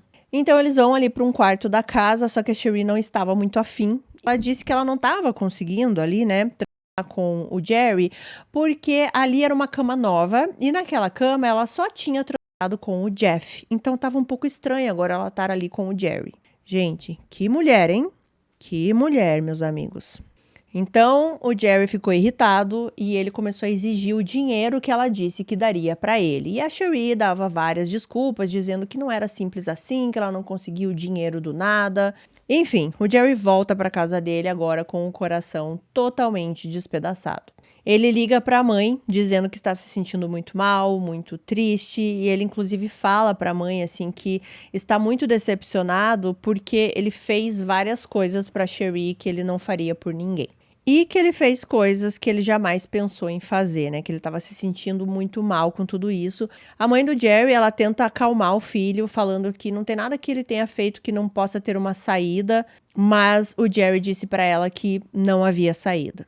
Bom, logo depois disso, ele recebe um e-mail da Sheree falando que ela iria enviar para ele $3.000 para ajudar aí nas finanças. E isso acalmou o Jerry um pouco. Assim, aqui nesse momento, gente, o Jerry ele tá vivendo de migalhas, né? Qualquer coisinha que a Sheree fizesse para ele, ele já achava que era muito e eram apenas migalhas. Ela fala, né, que vai enviar esse dinheiro, ele fica um pouco mais calmo, mas aí logo em seguida ele já começa a falar que ele ama muito ela, que eles têm que ficar juntos e todas essas coisas, que ele sente muita falta dela, que ele já estava enlouquecendo. O contato entre os dois ficou cada vez mais escasso e aqui no final de 99, aquele Jeff, ele se muda mesmo para casa da Sheree. Agora era praticamente como se eles estivessem casados. E esse tempo que o Jerry ficou sem esse contato de todos os dias com a Sheree, fez ele começar a ver as coisas com mais clareza, né? Ele começou a ver que estava tudo muito estranho, que várias coisas não faziam sentido, ele começou a ficar muito envergonhado e com muita culpa do que ele fez. Inclusive, em 12 de janeiro, agora aqui do ano 2000, ele envia um e-mail para a Sheree e nesse e-mail ele dizia que a ideia de viver com ela enquanto eles criavam filhos juntos o levou a passar por momentos muito sombrios e que agora ele sabia que ele não podia mais confiar na Sheree. Ele disse que acreditou em tudo que ela disse para ele, mesmo que parecesse estranho. Mas que agora ele estava com a cabeça mais limpa, ele conseguia pensar em tudo e ele viu que ele não tinha mais uma vida, não tinha um amor, não tinha filhos e não tinha essa vida com a Sheree. O que ele tinha era apenas profunda vergonha e culpa. Então a gente chega aqui em fevereiro de 2000, a situação do Jerry estava terrível. Foi como eu citei para vocês lá no começo do vídeo, né? Ele estava muito depressivo, ele quase não saía do quarto. Em alguns momentos ele ia jantar, né, com a família do primo na casa, mas nem isso ele estava fazendo mais. Ele parou de ir às reuniões dos Alcoólicos Anônimos, ele parou de ir à igreja também. E até aqui, em fevereiro, né, de 2000, a Sheree não tinha enviado para ele aqueles $3.000 que ela tinha prometido. Eles até chegaram a conversar mais uma vez aqui nesse momento. Ele cobrou esses $3.000 para ajudar ali, né, que ela tinha prometido. Ela disse que enviaria esse dinheiro, mas esse ponto aqui, o Jerry ele já não acreditava mais em nada, ele não achava que isso fosse acontecer. Então, em 9 de fevereiro de 2000, o Jerry ele escreveu um e-mail para Cherie e o título do e-mail era Algo para você pensar. E ele começou a falar várias coisas para Cherie que eu acho que estava assim entalado na garganta e várias coisas que ele conseguiu processar durante esses meses que ela se afastou dele. Então ele disse que ele estava farto das mentiras dela, da manipulação dela, que ele sabia que ela tinha acabado de usá-lo para tirar o Bruce do caminho, para que ela pudesse conseguir todo o dinheiro do Bruce e que o que ele queria era uma vida com ela, que ele acreditou em todas as promessas dela e nada daquilo era verdade. Ele fala nesse e-mail sobre a pasta preta, ele fala inclusive que seria o karma da Cherie, porque nessa pasta estaria tudo que eles viveram e ela viveria com medo o tempo inteiro de que encontrassem essa pasta. Ele disse também que ela era gananciosa, egoísta, que ela era responsável por todas as coisas ruins que aconteceram na vida dele e que ele a odiava. Inclusive, ele termina esse e-mail com uma frase que ele deveria ter dito para ela já no começo de tudo isso, né? Ele manda ela se... Isso aí mesmo. Ele envia esse e-mail para Cherie. Depois disso, ele pega algumas fotos de família, fotos dos filhos, inclusive até da ex-esposa. Também tinham ali papéis do divórcio, aliança que ele usava com a Bárbara. Tudo isso estava ali próximo a ele. Ele senta na poltrona que ele tinha ali naquele quarto. Ele também abriu uma Bíblia e a Bíblia estava aberta no 5º capítulo de Mateus e inclusive tinha 2 partes assim que estavam destacadas. Uma delas era a que dizia: não matarás, e quem matar está sujeito a julgamento. E a outra parte dizia o seguinte: alegrem-se e regozijem-se, porque grande é a sua recompensa nos céus. Acredita-se que o Jerry deve ter passado um tempo ali olhando essas fotos, lendo a Bíblia, né, destacando esses trechos. E então ele pegou a sua espingarda, colocou na boca e puxou o gatilho. Mais tarde, gente, no mesmo dia que ele fez isso, chegou um envelope ali na casa. A filha do primo, né, que eu imagino aqui que deveria ser uma criança, uma adolescente, ela pega esse envelope e ela leva até o quarto ali, apartamento do Jerry. Só que ela chega e ela vê a poltrona, ela vê que a cabeça do Jerry está assim meio que pro canto, ela achou que ele estivesse dormindo, então ela só deixa esse envelope ali em alguma escrivaninha, alguma coisa assim, e sai. Então é só 2 dias depois que a Lynn, né, que é a esposa do primo do Jerry, que ela fica preocupada porque não viu o Jerry nos últimos 2 dias em nenhum momento, vai até esse apartamento e encontra o corpo do Jerry lá. Ou seja, quando a filhinha dela foi lá deixar aquele envelope, ele já estava morto, mas ela nem percebeu. E aqui a gente volta, né, no início do vídeo que eu contei para vocês. Quando a família recebeu essa notícia terrível, né, o irmão do Jerry, ele se lembrou do que o Jerry tinha dito para ele, que se algo acontecesse, ele tinha uma pasta preta embaixo da cama. E eles vão ver essa pasta preta, eles encontram essa pasta, e além da pasta, existiam alguns envelopes em cima dela. Um envelope foi endereçado aos pais, o outro envelope foi endereçado ao filho dele, né, que ele tinha esse filho com a Bárbara. Outro envelope foi endereçado à ex-mulher, a Bárbara. E o outro era um bilhete, na verdade, que dizia para abrir a pasta apenas na presença de um advogado. E esse advogado, ele era bem específico, que tinha que ser o advogado John P. O'Connor. Na lata de lixo ali, eles encontraram aquela fita VHS que estava escrito para os olhos do Jerry apenas, que era aquela fita, né, de 10 minutos que a Cherie tinha mandado para ele. Uma coisa muito triste, irônica, não sei qual palavra usar aqui, gente, é que aquele envelope que a filha ali do primo pegou, né, e colocou no quarto do Jerry, era o envelope com os $3.000 da Cherie. O envelope chegou no mesmo dia que ele tirou a vida dele, né? E esse dinheiro, esses $3.000, foram usados para cremar o corpo do Jerry. E é claro que esse dinheiro não vinha da Cherie, né? Era um dinheiro do Bruce, era o Bruce que ganhava dinheiro. Então, é muito doido da gente pensar, né, que foi o próprio Bruce que acabou pagando pela cremação do corpo do homem que tirou a vida dele. As cinzas do Jerry foram espalhadas ao redor da cabana da família. Era uma cabana que o Jerry gostava muito de ir, dos pais dele. E ele pedia isso em uma das cartas que ele escreveu, porque ele falava que esse lugar, essa cabana, foi o único lugar que ele teve paz. Bom, logo depois do funeral foi quando a família se encontrou com esse advogado, John P. O'Connor, para abrir essa maleta. Esse advogado conhecia o Jerry da época que o Jerry era policial. Eles conversaram brevemente e por algum motivo o Jerry confiava muito nele. Bom, e o que eles encontraram nessa pasta, gente? Tudo. Além da carta de confissão, né, que ele contava tudo sobre o relacionamento dele com a Sheree, sobre todas as promessas, tudo que ela contou pra ele, que agora ele acreditava que era mentira. Ele também colocou todos os recibos possíveis que ele podia juntar para provar todo esse relacionamento que ele teve com ela. Afinal, ele era um policial, né? Então ele sabia que precisava de evidências. Então ele tinha passagens de avião, recibos dos lugares que ele foi com a Sheree, recibos de hotel, tinha um CD com várias conversas gravadas entre os dois. Existia também muita conversa impressa entre os dois, inclusive a conversa que eles planejavam efetivamente ali o assassinato do Bruce. Tudo estava ali. O Jerry, ele tinha imprimido tudo. Fotos da Sheree também. Ele tinha documentado tudo e colocado nessa pasta. Ele falou que ele sabia que ele tinha feito uma coisa errada, que ele foi enganado, que ele acreditou realmente em todas as promessas da Sheree, que ele acreditou que o Bruce estava fazendo mal para ela. Enfim, gente, ele falava tudo. Ele assumia a culpa e contava tudo o que tinha acontecido. E quando eles viram todo esse material, né, esse advogado, ele falou para a família assim: bom, o que a gente pode fazer é simplesmente deixar isso para lá, porque o Jerry tirou a própria vida, não tem o que fazer. Ou a gente tenta ir em frente e a gente tenta fazer com que ela pague, né, pelo que ela fez de alguma forma. E isso tinha um lado ruim para a família, porque isso queria dizer que todo esse lado, né, de que o Jerry foi enganado e que o Jerry tinha tirado a vida do Bruce iria vir à tona, né? Então seria uma coisa que a família ia ter que lidar com a culpa, né, do que o Jerry fez.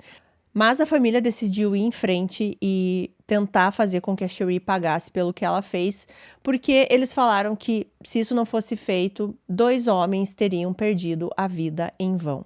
Bom, a Sheree foi informada da morte do Jerry, mas isso não a abalou, assim, praticamente nada. Ela fez como se ela nem conhecesse muito esse Jerry, e a polícia disse que queria conversar com ela para falar sobre o crime do Bruce novamente, e ela conversa com os policiais. E assim, resumindo para vocês, no começo, gente, ela começou a negar tudo. Ela não conhecia o Jerry, ela não sabia o que estava acontecendo. Ela dizia que o casamento dela com o Bruce era maravilhoso, que ela não tinha por que fazer as coisas que eles estavam falando que ela tinha feito. Eles questionaram as viagens para Reno. E ela disse que foi, mas que ela não se lembra de ter falado com nenhum Jerry, porque ela falou com muitas pessoas em Reno. E aí a polícia, ela primeiro começou a falar com a Sheree, assim, sem dar muitas informações do que eles já sabiam, sabe? Pra ver até onde ela ia continuar mentindo. E aí eles vão soltando as informações aos poucos. Então, aí eles começaram a falar que eles tinham as conversas online dela com esse tal de Jerry. E aí ela disse assim que, ela conversava online mesmo, que era uma coisa até que o Bruce fazia, era uma coisa entre eles, que eles gostavam de fazer, de fantasiar, e que as pessoas gostavam de fingir ter uma outra vida na internet, que isso fazia parte, que não tinha nada a ver com o crime do Bruce ou a morte do Jerry. Ela foi confrontada com as fotos que ela mandava pro Jerry, e também várias outras coisas que eles tinham ali impresso, né, e como prova desse relacionamento, e ela dizia que era tudo falsificado pelo Jerry, que o Jerry tinha montado tudo aquilo, que nada daquilo tinha acontecido. Depois ela disse que ela se lembrava desse Jerry, que ela se lembrava que ele era uma aberração, que tudo estava errado na vida dele, que ele ficou meio que obcecado por ela. Ela também disse que não fazia ideia dessa conversa do Jerry com ela planejando tirar a vida do Bruce, que ela nunca falou nada disso e que provavelmente também eram conversas montadas pelo Jerry. Até assim, os vídeos, né, tudo que a polícia tinha ali, ela falava que de alguma forma era falsificado. E aí chegou o momento da entrevista que ela disse que se cansou de ser acusada e que ela ia embora. Só que é claro que os policiais não iam deixar ela ir embora, né? Então ela foi presa.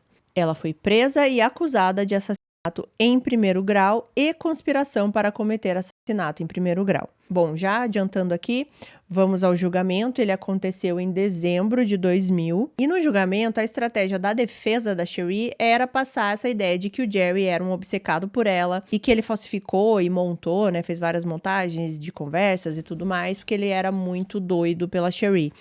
E que as coisas que a Sheree falava para ele, por exemplo, as mentiras que ela disse, a máfia, que o Bruce fazia isso e aquilo, era uma forma de assustar o Jerry, assim, para que ele deixasse de persegui-la, né, para que ele desistisse dela, inclusive a história da gravidez. O que é um pouco assim estranho, né? Você dizer que para você afastar um cara, você vai ficar falando que você tá grávida. Primeiro de um, depois de dois, ainda mais sabendo que esse cara ficou extremamente feliz com a sua gravidez. Você vai inventar uma segunda gravidez para afastar esse cara, é muito estranho. Eu sei que em muitos casos uma gravidez, sim, afasta o homem, né? Eles também começaram a jogar a ideia de que o verdadeiro assassino do Bruce era aquele funcionário, o John. Inclusive, assim, diz que pressionaram muito esse John, assim, porque ele já estava envolvido aí com aqueles esquemas do carro, né? Ele devia dinheiro pro Bruce e parece que em algum momento da vida dele, num momento de raiva, ele disse assim, uma hora eu vou matar esse Bruce. E, na verdade, ele disse, mas ele não fez isso, não tinha nenhuma evidência que ligasse o John ao crime, né? Mas a defesa ficava insistindo nisso. Ele foi falar no julgamento também. E, pelo que eu entendi, ele foi depois, assim, acusado e teve uma pena por causa dessa questão das falsificações do chassi lá, tá? Mas nada a ver com o crime. E a defesa, inclusive, antes do julgamento começar, eles não queriam que a carta, né, que o Jerry deixou fosse admitida ali no julgamento. Porque eles falavam que não teria como o Jerry ser questionado, né? Óbvio que não, né? Então, ele não poderia ter uma coisa que ele está falando, né, que seria a carta, mas ele não ser questionado sobre aquilo que ele está falando. E também a defesa não queria que mostrassem os vídeos, né, e as fotos sensuais da Sheree.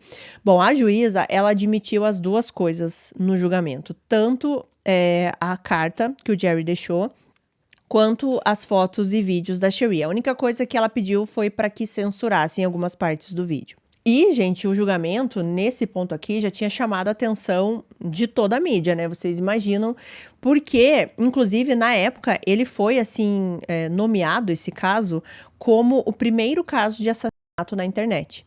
Ninguém sabia que isso podia acontecer, ninguém sabia que alguém poderia enganar uma outra pessoa pela internet, que as pessoas poderiam criar esses tipos de história, né? Hoje em dia, infelizmente, a gente vê que acontece até os dias de hoje, como eu falei, né? A internet evoluiu muito, mas as pessoas aparentemente não, né? Elas continuam fazendo as mesmas coisas. Bom, mas voltando sobre o julgamento aqui, a promotoria, né? A promotoria queria provar que a Sheree manipulou e que se não existisse ela, nada disso teria acontecido. Então, que ela era a principal peça, né, dessas duas mortes, né? Por causa dela, esses dois homens morreram. É claro que aqui ela estava sendo julgada por causa do Bruce, né? E não do Jerry, né? Mas, assim, existiam essas duas mortes nas costas dela. Inclusive, eu vou ler aqui o que a promotora falou no início do julgamento. Abre aspas. Este caso é sobre Sheree Miller manipulando e usando o seu amante para matar o seu marido, Bruce Miller. Seu amante, Jerry Cassidy, usou uma espingarda para matar Bruce Miller. Sheree usou um computador e suas emoções para fazê-lo fazer isso. Fecha aspas. E a promotoria, né, ela não tinha só as coisas ali da pasta do Jerry, porque eles foram a fundo no computador do Jerry, no computador da Sheree, e lá eles conseguiram mais outras milhares de informações, de conversas, porque realmente eles conversavam muito. Eles tiveram acesso, gente, a mais de 500 e-mails que eles enviavam entre si. Só os e-mails, né? Tirando aqui todos os bate-papos que eles tinham, conversas de telefone, enfim. Eles conseguiram provar que quando aquela conversa do planejamento ali do crime estava acontecendo, a Sheree estava logada naquele exato momento, né, no aplicativo de mensagens instantâneas e o Jerry também na casa dele. Então, assim, que aquela história de que o Jerry falsificou essa conversa não ia pegar aqui. Eles conseguiram trazer também colegas de trabalho do Jerry lá do cassino que falaram sobre as histórias que eles também ouviam da Cherie, né, e que ouviam o Jerry contar, né, de que ela era casada com um tal de Jeff, que depois teve o irmão desse Jeff que casou com ela e todas essas coisas, a máfia. Então, eram mais pessoas para corroborar que souberam das mentiras dela. Bom, gente, teve um momento aqui do julgamento que o vídeo que a Cherie mandou para o Jerry foi mostrado, né? Aquele vídeo de 10 minutos que eu já citei aqui e foi completamente constrangedor. A Cherie estava vendo tudo, todo mundo, né, estava vendo tudo. E depois que esse vídeo foi exibido, a mãe da Cherie saiu do tribunal, né? Ela ficou muito envergonhada. Bom, a Cherie falou no julgamento e ela acabou admitindo que ela teve esse relacionamento físico com o Jerry, né? Não tinha mais como negar. Mas ela disse que não foi assim, que ela foi pra lá e já começou esse relacionamento. Ela disse que eles começaram a conversar naquela viagem que ela foi com a amiga, que nada ali aconteceu e que eles só tiveram a primeira relação em agosto de 99. E isso voltou contra ela, por quê? Porque eles tinham aquela foto que ela mandou pro Jerry. Aquela foto que ela mandou com a mesma roupa, né, que eu falei pra vocês, que atrás ela colocou a data, que era julho de 99, e era o primeiro dia que eles fizeram o amor. Então, eles puderam mostrar essa foto e dizer que ela também estava mentindo ali no tribunal. Ela também disse, né, sobre aquilo que eu já mencionei aqui, que ela tentava fazer com que o Jerry desistisse dela, por isso que ela inventou todas aquelas mentiras, mas que não adiantava, que ele sempre ficava atrás dela. Eles leram várias mensagens trocadas entre a Cherie e o Jerry no julgamento, e uma delas o Jerry falava que ela podia sair da casa ali, né, pra ficar longe do Bruce, que era pra ela ir morar com ele, que eles viveriam uma vida juntos, que ele tentaria protegê-la, mas que era pra ela abandonar o Bruce. Só que aí eles mostram a resposta da Cherie, que foi a seguinte, abre aspas. Eu não quero sentar em Kansas City e me tornar uma vadia podre sabendo que ele ainda está respirando lá fora. Fecha aspas. Esse ele é o Bruce. Então eles começaram a mostrar várias mensagens que ela dava essa ideia de que ela não queria o Bruce vivo, de que alguém tinha que fazer alguma coisa, que só se resolveria se ele tivesse morto e várias coisas nesse sentido. Cada jurado recebeu ali uma pasta gigantesca, gente, com todas as mensagens e tudo que reunia desse caso, mas principalmente as mensagens, e-mails e fotos que foram trocadas entre o Jerry e a Cherie, e aí eles saíram para deliberar.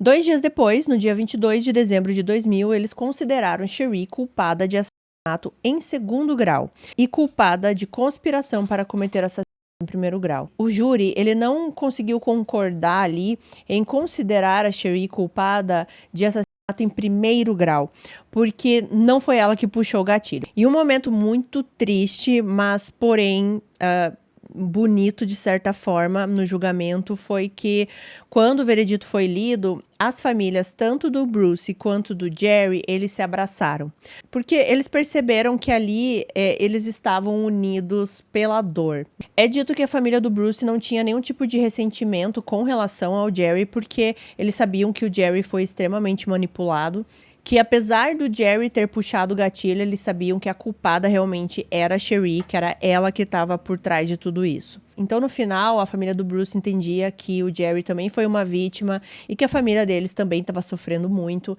Então, como eu falei, nesse momento eles se uniram ali através da dor. A Cherie foi condenada à prisão perpétua pela conspiração para cometer assassinato e 50 anos pela acusação de homicídio em segundo grau. E ela só poderia ser elegível para a liberdade condicional em 2055, quando ela estaria com 83 anos. Só que não acaba aí esse caso, ainda tem um pouquinho aqui, porque um juiz, ele decidiu que a carta deixada pelo Jerry não poderia ter sido usada no julgamento da Cherie. E eles, na verdade, anularam o veredito que a Cherie recebeu até aguardar um novo julgamento. Enquanto ela aguardava esse novo julgamento, ela foi libertada sob uma fiança de $100 mil. E uma das primeiras coisas que a Cherie foi fazer foi se inteirar do que estava acontecendo na internet. E aqui em 2009, uma coisa que estava explodindo eram as redes sociais. Então, imediatamente ela fez um Facebook. Isso foi levado ao conhecimento do promotor, né? Chamou a atenção dela estar na internet novamente, mas os advogados dela diziam que isso não violava nada da liberdade condicional, só que acabou acontecendo é que a conta dela foi excluída. Em uma fonte diz que o próprio Facebook desativou a conta dela. E eu não vou saber explicar exatamente como eu falo pra vocês os trâmites jurídicos, mas pelo que eu entendi, em 2012 esse caso foi transferido para a Suprema Corte e lá eles decidiram que sim, que aquela carta do Jerry poderia ter sido usada no julgamento, assim como foi, e então a Sheree foi presa novamente. Ela voltou para a prisão e é lá que ela está até os dias de hoje. Ela poderia até ter entrado aí com alguns recursos, mas ela não fez. E o que ela fez, na verdade, surpreendeu muita gente, porque em 2016 ela finalmente escreveu uma carta confessando tudo o que aconteceu. Ela disse que estava cansada de mentir e que ela queria contar exatamente tudo como foi. Então ela admitiu que ela enganou o Jerry, ela admitiu que sabia que o Jerry iria fazer aquilo com o Bruce, que era uma intenção que ela tinha realmente. Ela assumiu tudo. Ela disse que a ideia de que ela estava vivendo ainda, né, que ela estava viva e esses outros 2 homens não estavam, começou a atormentar muito a cabeça dela e ela precisava dizer a verdade. Ela disse a seguinte frase, abre aspas, eu sabia que o assassinato iria acontecer e permiti. Permiti que um homem matasse outro homem com base em minhas mentiras e manipulação. Fecha aspas. Em 2021, teve um programa de TV americano que entrevistou a Sheree na prisão, assim, através de ligação. E ela disse que a relação dela com os homens era como se fosse um videogame, que cada fase que ela passava ficava mais interessante e mais difícil, e ela precisava passar para outra, e era algo meio viciante. Ela disse também que era uma questão de controle, que ela precisava controlar a situação, ela gostava de controlar os homens, porque, segundo ela não teve esse controle quando ela era adolescente, criança, né? Por causa dos abusos que ela sofreu e tudo mais, e que agora ela tentou o tempo inteiro compensar isso. Na prisão, a Sheree fez terapia e ela foi diagnosticada com estresse pós-traumático, ansiedade, depressão, transtorno de personalidade limítrofe e ela assumia as responsabilidades e assumia que causou a morte de 2 pessoas. Hoje em dia, ela está ali na casa dos 51, 52 anos mais ou menos, presa. Como eu falei, ela ainda pode pedir a condicional em 2055, quando ela vai estar ali com 83, 84 anos.